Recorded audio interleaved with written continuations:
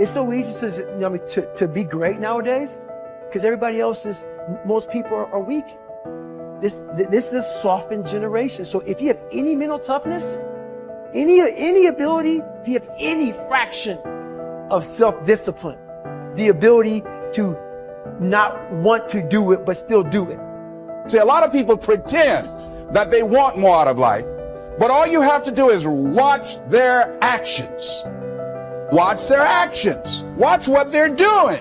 Most people then wait for crisis or trauma or disease or diagnosis, and then they wait for loss, some tragedy to make up their mind to change. And my message is, why wait? And you can learn and change in a state of pain and suffering, or you can learn and change in a state of joy and inspiration. And I think right now, the cool thing is that people are waking up.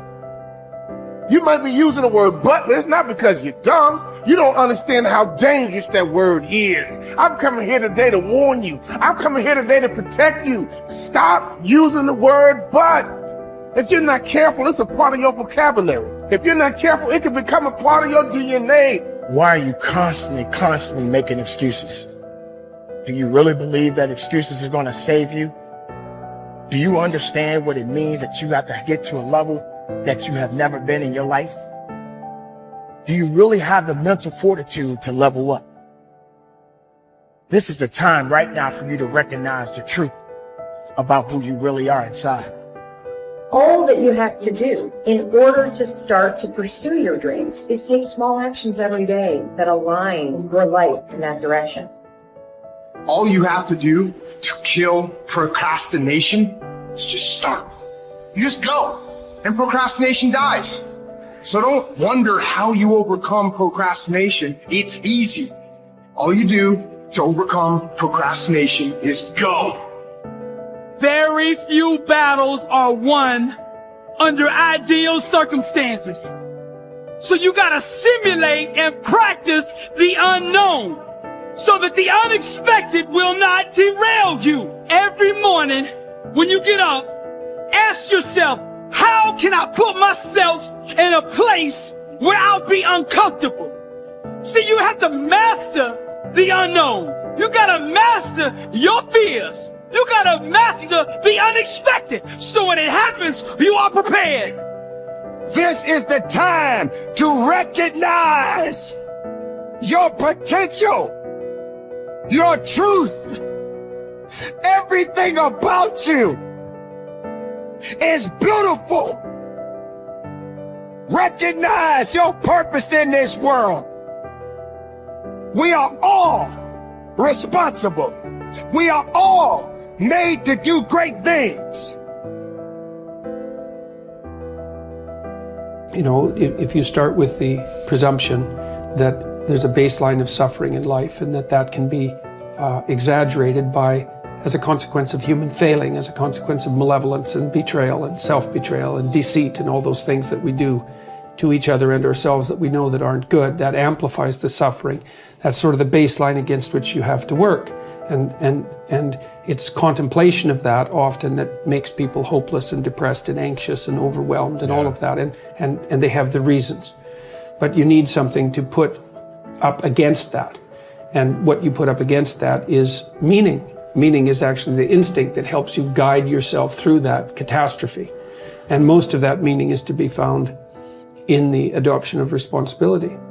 So if you think, for example, if you think about the people that you admire, well, you think about when you have a clear conscience first, because that's a good thing to aim at, which is something different than happiness, right?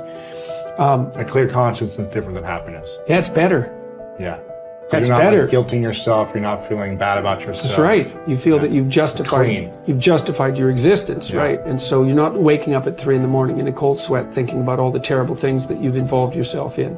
What you said to someone that you shouldn't have said, or how you acted, or lied. What opportunity you lost, or the things that you've let go that you should have capitalized on, and all of that.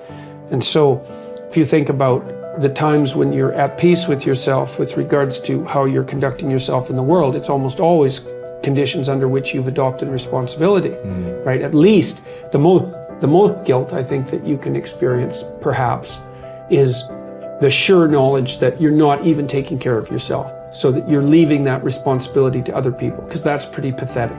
And unless you're psychopathic. and you're living a parasitical life, and that characterizes a very small minority of people, and an even smaller minority think that's justifiable. But most of the time you're in guilt and shame because not only are you not taking care of yourself, let's say, so someone else has to, but you're not living up to your full potential. And so there's an existential weight that goes along with that. If you don't learn how to effectively, not destructively, because that's where most people go, they get into an endless loop of self-punishment, which is totally ineffective. But if you don't learn to punish yourself, you will never get where you want to go. Now, that needs to pale in comparison to the amount of time that you reward yourself, and you need to earn that reward. If you're just lavishing yourself with emotional praise and you haven't done anything, then I think that will cheapen it, will ultimately mean nothing. And quite frankly, I don't think you can really bamboozle yourself. I don't think if you try to praise yourself for stupid I think some part of you knows you haven't done anything to deserve that praise. But when you set a bar and you meet that or exceed that, to then tell yourself, hey, you did it. You said you were going to do it. You did it.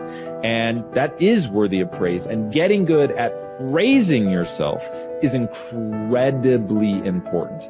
And I think that most people have a very hard time doing both. Most people don't know how to effectively praise themselves. They don't know how to get themselves, first of all, to do things that are praiseworthy. And then when they do, they don't take the time to emotionally reward themselves, meaning you actually have to feel it. It can't just be intellectual.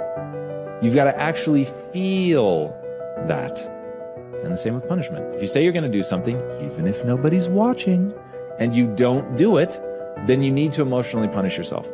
None of you will ever know whether I actually get out of bed in 10 minutes or less or not.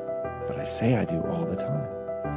But every time I miss it, even if I miss it by seconds, I just gave myself the chills. Even if I miss it by seconds, I will punish myself for that.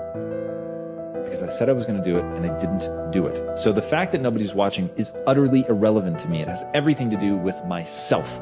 Now, the reason that this is important, the reason that I think that people need to do this is because that's how you shape your behavior. So, like water, over time can create the Grand Canyon, or you can take a polishing rock and shape stones. You can shape your personality. You can certainly shape your identity and shape your behaviors if you learn how to reward and punish yourself. I know a lot of people don't want to hear that. That is the truth of the human condition.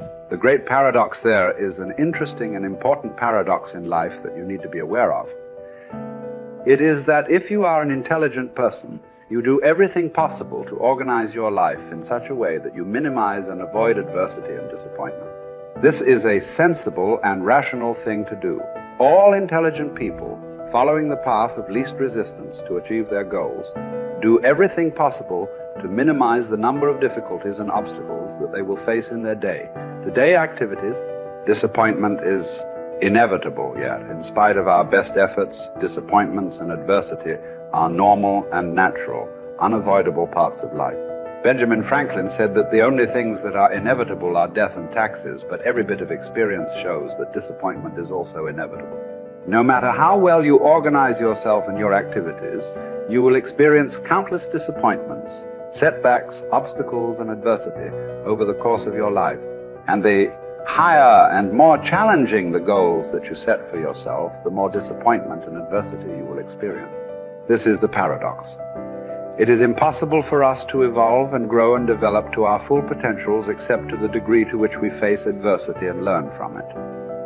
All of the great lessons of life come as the result of setbacks and temporary defeats, which we have done our utmost to avoid. Adversity, therefore, comes unbidden, in spite of our best efforts. And yet, without it, we cannot grow into the kind of people who are capable of scaling the heights and achieving great goals.